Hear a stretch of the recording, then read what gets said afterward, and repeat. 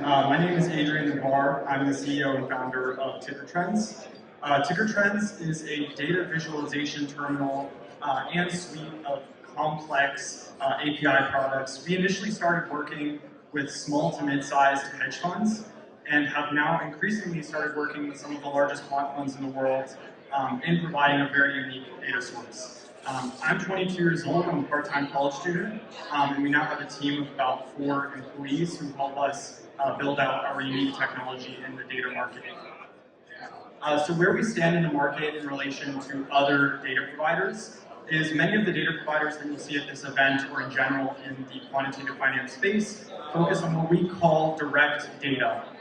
Direct data, or data with direct relationships, would be things like point of purchase data, web traffic data, app store data, brand discussion data, social growth data that directly relates to a product or brand that you're trying to analyze the performance of. The difference with us is we focus on indirect or nonlinear relationships between your existing alternative data sets or our data sets and connecting that to the companies that you are interested in. So the advantage of this is we anticipate the performance of point of purchase, web traffic or app store data, and also give you information on the sustainability of trends that you see within this data. So what do these long-tail relationships look like in an actual example? So this is an easy to understand example of some of these long-tail relationships. If you're trying to analyze, in this case, Royal Caribbean, our data set and our ticker mappings will connect things like seasickness medications such as Dramamine, cruise review websites, cruise review social media accounts, the name of cruise ships, tracking products of cruise ship accessories on Amazon. All of these things do not directly contribute revenue to Royal Caribbean, but our ticker mapping system does this all automatically. These are not manual relations. These is an entire automatic contextualized mapping system which continuously evolves over time to map these long-tail relationships to these tickers. So what are some examples from our visual platform, but these are also available through API? Retroin is a term that many of you have probably never heard of, as well as this company, Pharma Research. This also demonstrates the wide breadth of coverage that we have. We're not just tracking US-based companies or 200 companies in the US. We're tracking tens of thousands of tickers, both US-based and international businesses, who are able to have detailed, complex relations for all of these tickers. Retroin is a health product, a skincare product that this pharma research company launched, and it became a majority of their revenue. Through our system, we were able to get mappings for this company and many others, and as you can see, it was automatically mapped to the pharma research ticker. Again, no manual relations, all automatic context. Other examples of this, it's very common that we see these complex social media relationships. So things like old money social media trend connecting to businesses like Ralph Lauren, Brunello, Loro Piana, these publicly based clothing companies. Baggy low-rise jeans, which is a sector-based trend, being connected to things like Levi's, American Eagle, and many more. And then even this term Babaton, which was connected to Aritzia, which is a Canadian clothing brand. We're able to discover and map all of these relationships for any data source. So it's not just these keyword examples that I'm giving you, but even things like websites, social media trends, videos, anything that is a complex relationship or second-order relationship to the performance of these businesses.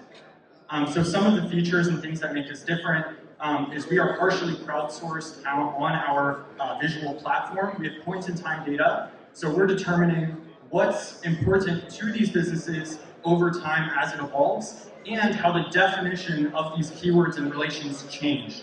What a certain website does will evolve over time, and what different social media trends mean to businesses also evolves over time. So everything we have is point in time, including the descriptions and metadata that we use to map this to the businesses. We have broad coverage, like I mentioned, of tens of thousands of tickers. Everything is automatic. None of these are manual relations. We also are able to determine the importance of these long-tail keywords to the actual businesses over time. And we have easy integration either with our existing data sets or your own data sets. So we like to stress that we can help you use the data sets that you're already paying for more effectively, regardless of what data source it is. So our data sources range from consumer behavior, social sentiment, economic trends, corporate trends. Again, we have ticker relations for over 30,000 tickers, and it's very easy for us to expand this. And everything is either available through our visual terminal or through our programmatic API. Like I said, we're starting to work with more and more large-scale quant funds. Thank you so much. If you'd like to reach out to us, email me admin@TickerTrends.io, or you can schedule a meeting with me directly on the screen here as well. Thank you. Thank you. Let's switch to questions. Can you mention crowdsourcing? Can you dive into how that works? Yes. So within our platform, we have tools to both analyze existing positions that you're interested in, but also discover new long-tail opportunities within the market that are relevant. So part of this system of discovering new keywords is automated through looking at things like trending discussion across social media, or even trending searches or web traffic. But another aspect of this is we have a high level of customization to allow our users to add new terms and to track new things on our platform. So this constant evolution of adding new values and relations and products and brands to our platform allows for a high level of discoverability from the context of all these people who are using our technology are only interested in financial markets. So this crowdsourced aspect and having these users, a wide range of users use our platform, provides a very unique way to curate the terms that we're tracking. So you mentioned several sources, including Amazon product descriptions. I'm wondering your source selection. I don't imagine you're collecting the whole universe, the whole world.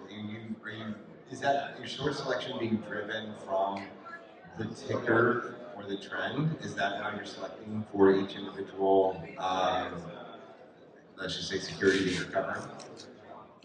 So how do you, your source selection, I'm assuming, is not the whole Internet of Things at all times. And so is it driven from some new coverage of a particular ticker in this instance, and you say, okay, we're going to determine what's relevant to that? Is that how it? Yes, so a certain level is building our corpus off of an existing critical mass of values of for example, keywords or trends. So this can be in the range of hundreds of thousands to millions of keywords or data points across these platforms. And then we continuously curate it either with new businesses like IPOs, so maybe they have new relevant keywords that are important to us. But also, since we ingest so much keyword, so much textual information, this provides us with a lot of new keywords, and as long as there is kind of sufficient volume of discussion around these, then it will go into our corpus as well. And this is from things like trending products on Amazon, like you said, or TikTok discussion, or Google searches that have high volume, and we're continuously adding those to our corpus as well. Thank you.